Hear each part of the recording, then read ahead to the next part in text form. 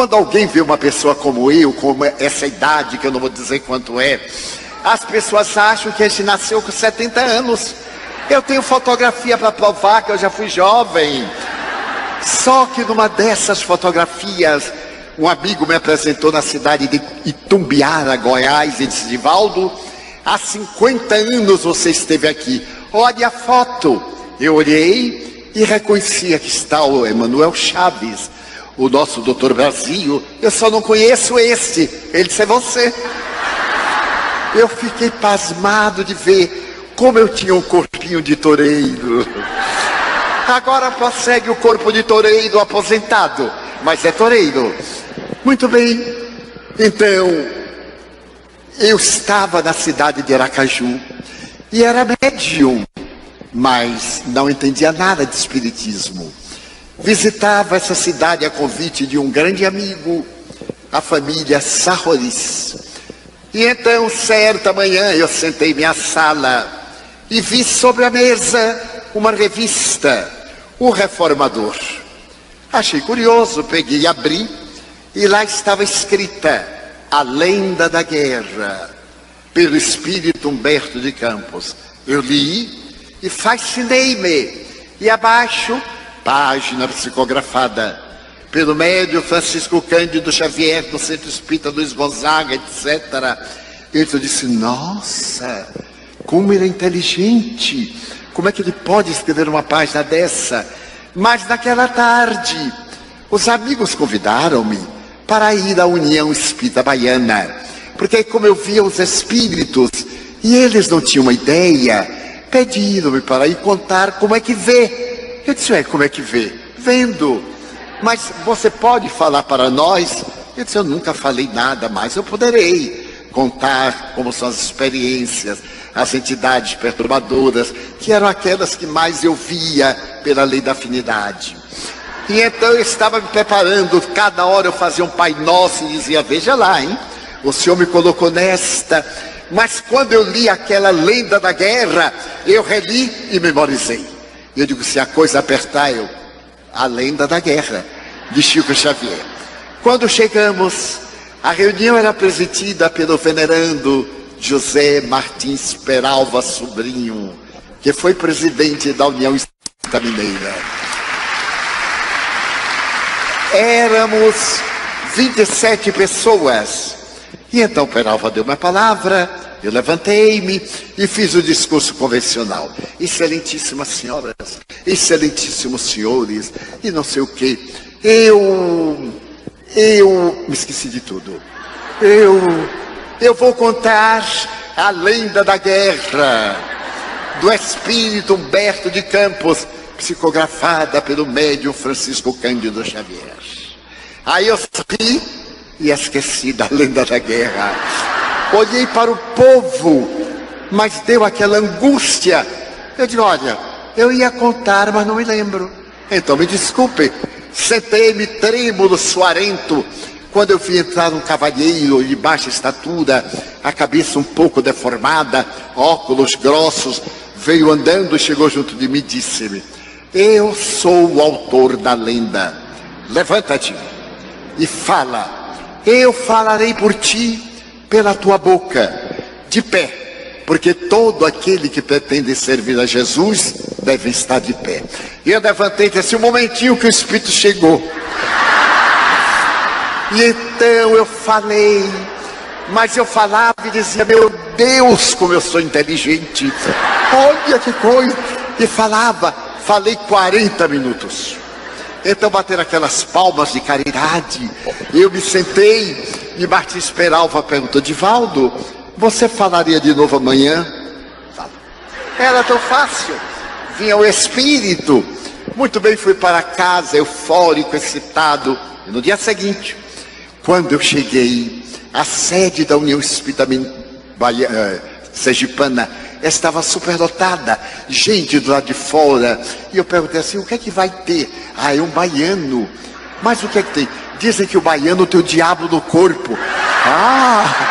E ele vai falar. E eu disse: como é o nome do baiano? Ninguém sabe. Eu digo: meu Deus, quem será? Era eu. Então eu entrei E Peralva disse: olha, Edivaldo, o povo soube. O que é que você vai falar? Eu disse: não sei.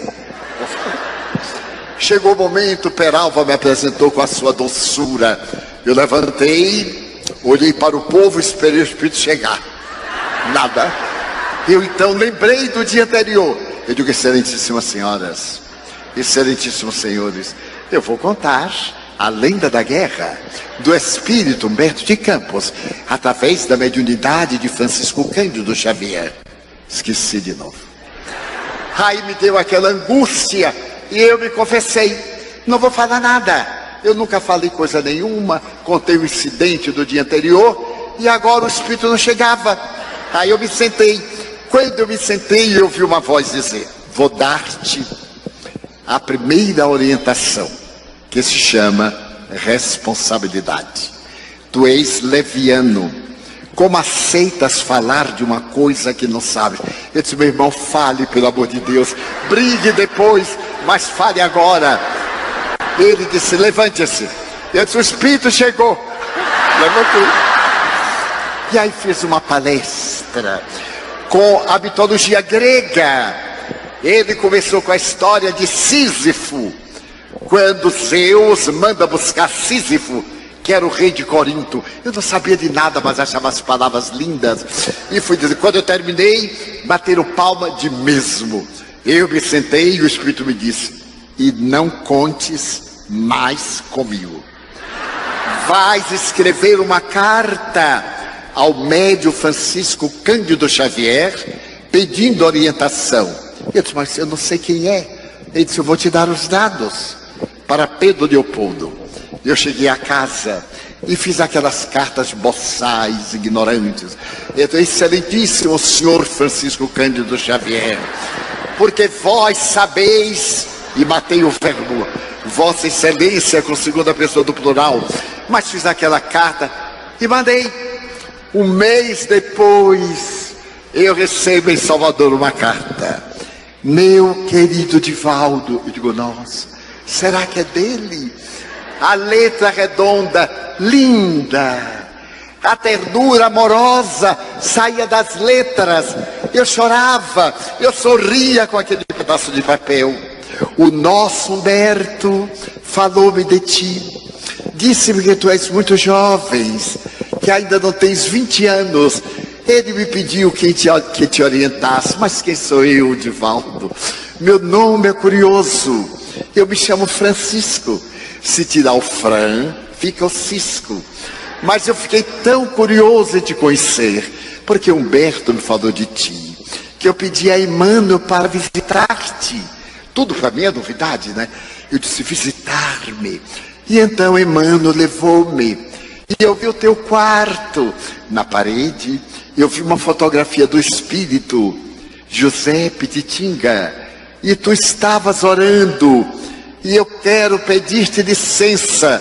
Na minha pobreza, na minha humildade, eu sou muito pobre. Eu quero pedir-te licença para que sejas meu amigo. E manda-me uma fotografia tua. Eu tremia, mas eu tremia como varas verdes. Como é que este homem pode, meu Deus? Ele é um homem ou um Deus? E aí eu li umas 30 vezes. Passei a noite lendo e digo: não é possível, eu estou num delírio. No dia seguinte eu fui trabalhar muito pálido. O meu chefe perguntou: o que é que você tem? E eu disse: um delírio. Eu tive uma fantasia que o médium Chico Xavier me escreveu. O meu chefe disse: quem és tu? Eu digo: sei lá, mas ele escreveu. E daí por diante começamos a escrever-nos. E no dia 8 de março de 1948, a família Sarroris, José Martins, Peralva sobrinho, haviam se transferido para Belo Horizonte. E foram morar no bairro Inapiários. Era o primeiro conjunto popular do Instituto do IAPI. E quando eu cheguei, era uma terça-feira. Então todos estavam eufóricos. E o Peralva disse: Edivaldo, sabes quem vem a Belo Horizonte? Chico Xavier. Eu digo: não pode. Vem. Ele é muito amigo de uma família, a família Cavalcante. E às 5 horas ele vem. Você vai? Eu digo: já vou agora, para poder não perder aonde é. Rua Bahia 330, Foto Minas. Eu tinha a cabeça um pouquinho uma boa memória. Às 16 horas estávamos na porta do Foto Minas, dirigido pela viúva pernambucana Dona Lucila Cavalcante, mãe de Carlos e Dorothy Cavalcante. E estávamos ali animados quando para o automóvel. Eu estava em tempo de desencarnar e salta aquela coisa, não era gente, aquele ser angélico. Ele era gordinho, e gente, gordinho é uma graça, com uma boina de veludo azul marinho. Ele saltou, jeitoso, e fez uma roda. Ele foi: olá fulano, olá Beltrano, uai Divaldo. Eu quase desmaiei. E eu disse: Chico, como é que você sabe que eu sou eu? Eles pegam aqui na asa, meu filho, e não larga nem que te empurre. Eu digo: fique tranquilo. Agarrei como caranguejo e fui saudando todo mundo e olhando para ele, apaixonado, tão apaixonado que ele percebeu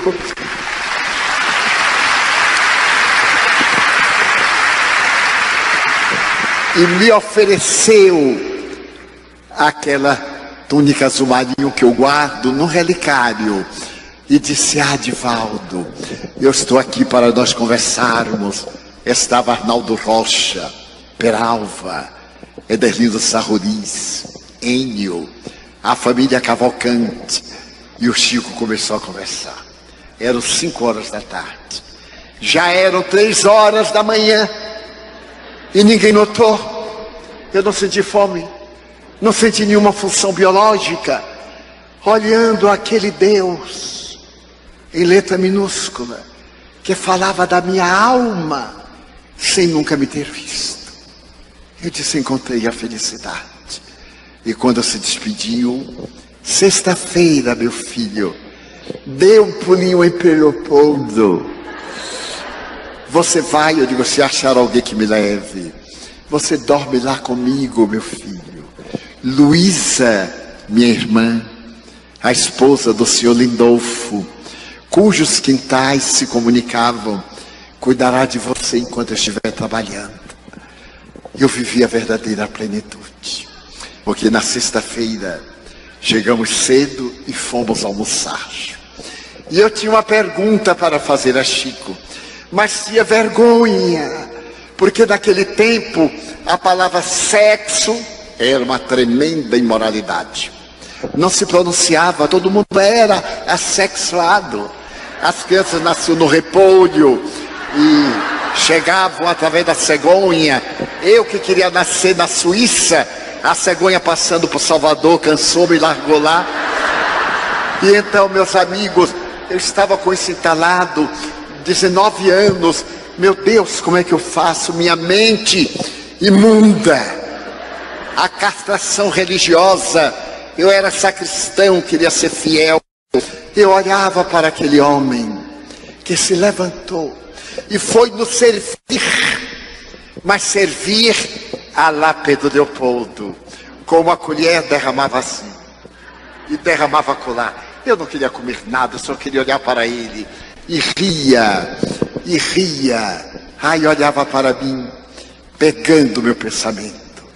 Como esquecer que existem na terra os embaixadores de Deus? E nós conhecemos um dos embaixadores de Deus. Não é um elogio chão, é um depoimento público permanente. Quando terminamos o almoço, saímos da casa de Dona Luísa. Ele me pegou no braço. Havia uma laranjeira em flor. E ele então pegou uma haste, olhou para mim com um pouco de dificuldade visual e falou: ipsis verbis, tudo em a natureza é uma função sexual. A planta que introduz as suas raízes na madre da terra para sugar o humus e a água e transformá-los em madeira, em perfume, em flor e em fruto, realiza uma sublime função sexual.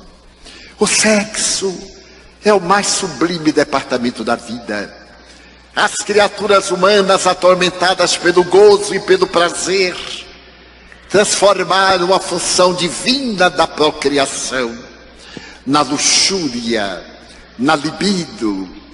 E durante 2 horas, ele abordou o tema. A pessoa que vive numa parceria honesta, vive em castidade. E a pessoa que se castra e tem a mente pervertida, encontra-se em corrupção. O importante não é o ato, é a intenção. Deus colocou hormônios de prazer para que a sagrada fonte procriativa seja resultado de uma emoção divina. E é por isso que essa sensação psicofísica concede a plenitude. A grande bênção do amor não é o ato sexual, porque se pode amar sem praticar o ato, como se pode vivenciar o ato sem amar. Os animais, em geral, procriam, mas não se amam. O amor é a presença de Deus na alma. E no momento em que se busca o êxtase, ao invés do mecanismo erótico, a ternura, o amor, as expressões que produzem hormônios de natureza transpessoal, que produzem nos neurônios cerebrais a produção da oxitocina, que eu não sabia o que era, e vai, e depois da efusão, quando é invadida pelos hormônios da beleza, deve continuar esse ato de 16 segundos 18, no sentimento de gratidão pelo outro. E ao invés de dar-lhe as costas, dizer-lhe eternamente: como eu lhe amo. A minha vida sem você não teria sentido. Você é o pão da minha existência. Acariciar. E é um ato tão profundo que um torpor toma conta do ser para renovar-se e viver. 2 horas. E eu deslumbrado, memorizando, devorando cada sílaba. E quando ele terminou, disse assim: é um presente de André Luiz para a sua juventude. Apaixonei-me. Não podia ser diferente.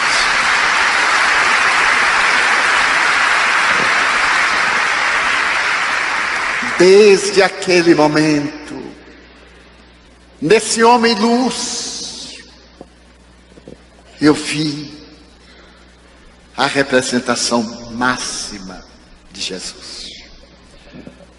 Ele era Francisco de Assis. Não vou medir, porque é um erro. Mas eu encontrei São Francisco naquele sapato folgado sem meias, naquela roupa desengonçada e bela. Como é belo Chico Xavier. Não da beleza perecível, como nos apaixonávamos por ele. A doçura da sua voz. Mais tarde, quando eu entendi os arquétipos junguianos, eu encontrei nesse homem luminoso, nessa individuação, o protótipo de Jesus. Não saberia dizer se a ânima era maior do que o ânimos, porque no mesmo momento que ele era a mãe do desgraçado, ele era o pai educador. Dizem que ele não dava não era necessário, porque a sua anuência não era concordância com o erro, nem com o crime, nem com a vulgaridade. Então eu aprendi a amar Jesus amando Chico Xavier. E fiz o salto quântico Se existe um homem desta natureza, como não deve ser aquele que deu a sua vida por nós? E ele me concedeu a honra de dormir no seu quarto. A sua irmã Luísa, seu cunhado Lindolfo, seus sobrinhos aos quais muito devo, e ao povo de Pedro Leopoldo, a dona Hermelita Horta, uma missionária de uma cidadezinha muito perto. Eu aprendi que é possível ser cristão, mas cristão verdadeiramente, porque ele me levou à casa de dona Hermelita, viúva, mãe de 5 filhos, que foi trabalhar numa padaria doméstica para manter a honra. E ali ele psicografou para mim, sem que eu tivesse jamais sabido, um poema de Rabindranath Tagore, de um livro que eu havia psicografado e tinha vergonha. E escondi o livro, porque eu não sabia quem era Rabindranath Tagore. E naquela manhã inolvidável de 1956, em uma folha de papel arrancada de um caderno, ele entra em transe e Tagore escreve o prefácio. E ele então me diz sorrindo: é para publicar, Divaldo. E quantas surpresas! Quando um câncer me ameaçava as cordas vocais, na casa de André Luiz, com a presença de Peralva, Arnaldo, eu, Carlos Cavalcante e ele, vedamos tudo. O quarto modesto, eu me sentei à porta, afônico, indo para casa a preparar-me para ir para o hospital do instituto que eu trabalhava. Uma voz diz: ore, Divaldo. Eu mal podia emitir um som. E de repente, de olhos fechados, porque ele iria me aplicar um passes, eu ouço uma voz: Divaldas, abra a boca. Eu abri a boca. Divaldas, abra os olhos. Eu abri. Era Sheila. Eu não sabia quem era. Materializada, loura, vestida de enfermeira à Primeira Guerra Mundial. Eu vou fazer uma aplicação, Divaldo. E tirou um objeto como a caneta, como a lâmpada da ponta. 1956 não havia. Eu vou queimar o ponto e vai doer. Dizem que homem tem uma coragem para a dor, que se o parto fosse masculino, a humanidade se acabava, porque só nascia o primeiro. Eu então abro a boca, ela introduz, era maleável, acomoda-se na língua, e ouço aquilo. Dei um grito que acordou a cidade. Ela tirou, sorriu novamente. Eu digo: já estou bom. Novamente e novamente. E agora? Estou bem. Curei-me. Eu disse: Sheila, quando eu sair daqui eu não vou acreditar. Foi uma alucinação. Eu estou no estado alterado de consciência. Dê-me algo material. Eu colecionava flores, violeta dos Alpes. Ela estendeu a mão no escuro absoluto e no claro que eu via o tijolo emendado de cimento. E começou a chover violeta, tirei o lenço, elas caíram. E eu disse: Sheila, eu tenho uma amiga suíça que me fala de uma flor misteriosa chamada Edelweiss. Você conhece? Ela disse: é isso, Divaldo. E começou a chover. Essa flor delicada dos Alpes alemães, dos Alpes austríacos, que arrebenta a neve, é frágil. Ela faz lembrar uma sempre-viva caído no meu colo. E eu me apaixonei pela Edelweiss. Sorriu. E até hoje, nunca mais eu tive afonia. e faço seminários de 8 horas diárias com mais uma conferência. A voz cansada, mas não afônica, devendo a vida àquele homem que quando terminou, eu disse: Chico, ele disse: bondade de Deus, meu filho. E para dar um toque de riso, era muito frio o Pedro Leopoldo naquele dia, e eu baiano de roupa branca.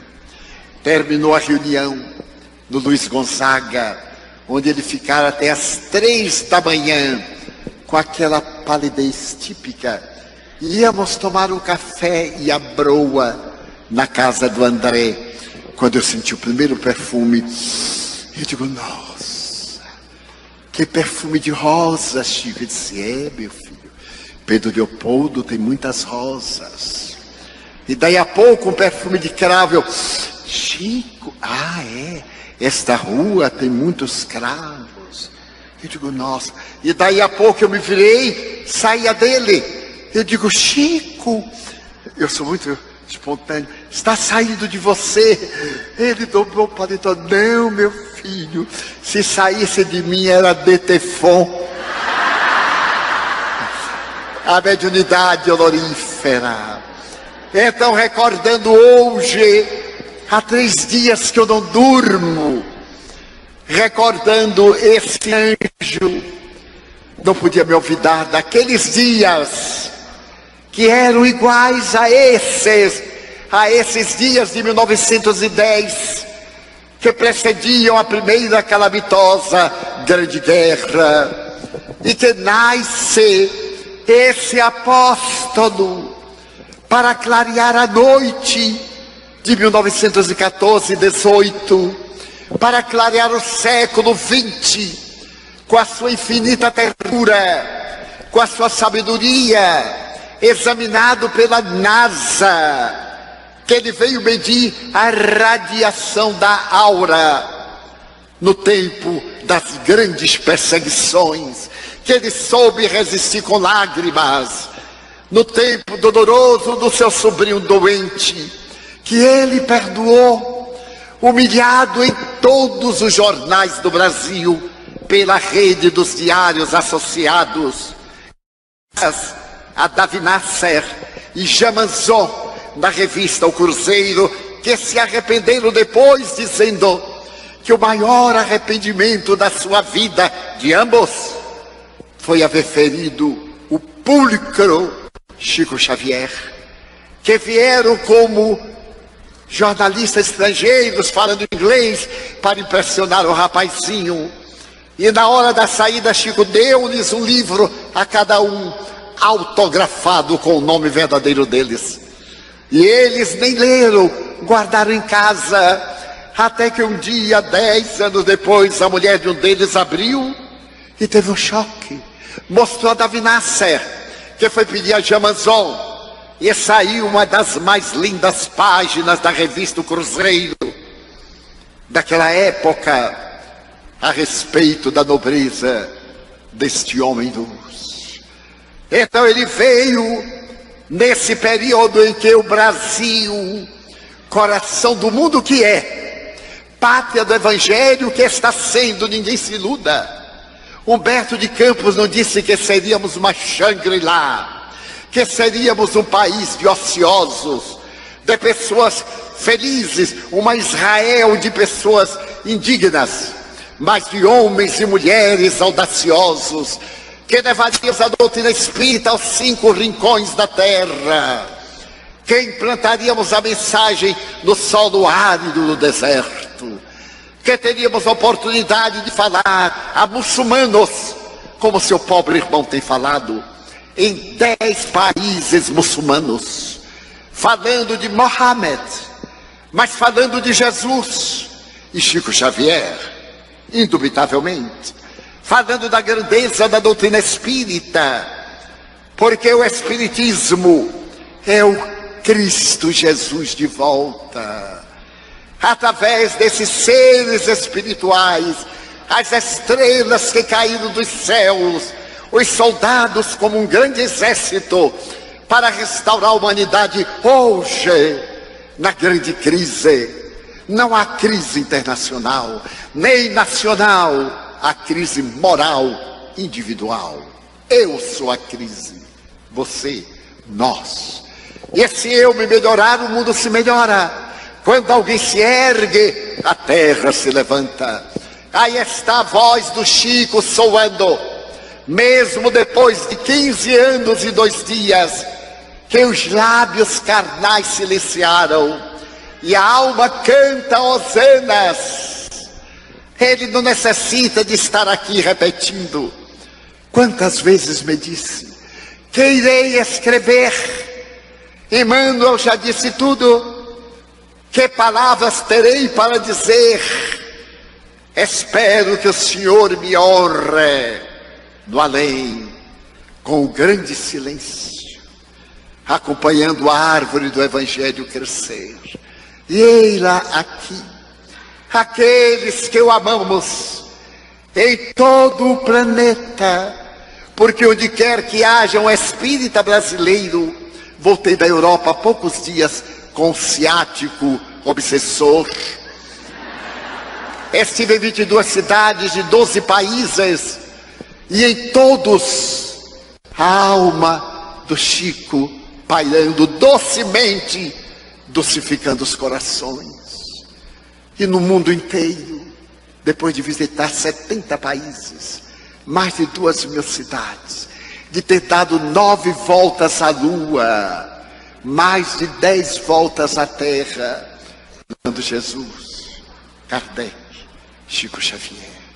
Eu quero prestar o meu culto na cidade que ele nasceu, na Cândida Pedro Leopoldo, nas histórias que nos contávamos pelas madrugadas, na sua casinha.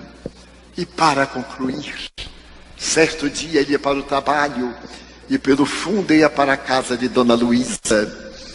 Quando ele fechou a porta e foi olhar as suas rosas, amante das rosas, havia um príncipe negro. Ele então pegou a rosa e começou a falar. Eu disse, coitado, ele é um pouquinho tantã, porque está conversando com a rosa. Ele captou meu pensamento, não disse nada. E eu perguntei, Chico, você fala com as rosas? Falo, meu filho. E você ouve o que elas respondem? Ouço, meu filho. Bem, cada um tem uma mania. Passaram os seus anos. E estávamos em Uberaba. E haviam sido feitas experiências sobre sensibilidade vegetal, sobre perispírito, as pesquisas a respeito da aura. E eu estava no auge do entusiasmo que a flor amada é muito mais bela. As casas onde existe o amor, as plantas são mais vivas, que elas se comunicam, que elas dão mensagens. E então à mesa eu fiz a abordagem enquanto ele psicografava. Quando terminou e nós íamos agora à sua residência uberabense, ele me abraçou assim e disse assim, uai, Divaldo, é verdade que as flores têm sensibilidade? Eu digo, nossa, você não faz ideia, Chico. As flores, e aí comecei a falar o nome dos autores, o nome dos livros. Ele gostava dos detalhes. Eu tenho uma experiência de uma flor que uma amiga minha olhou e a flor desencarnou no meu olho. Ele disse, nossa, pois é, Divaldo, quer dizer que é verdade, não é? Eu digo, verdade verdadeira. Ele me olhou, matreiro como todo mineiro, e disse, ai, Divaldo, você lembra do príncipe negro? Eu quase desencarnei. Chico, perdoe a minha ignorância. Não, meu filho, não era ignorância não, era inteligência oculta. Eu digo assim, Chico, pelo amor de Deus, me diga, você mente? Não, eu postergo a hora da verdade. Existirá alguém assim? Então aqueles eram dias de Otaviano, Esses são dias de Jesus. Levanta-se uma voz que vem de quebrada em quebrada, e nós que temos tanto a agradecer e tão pouco para pedir, obrigado, Senhor, pela vossa atenção. Muito obrigado, senhores.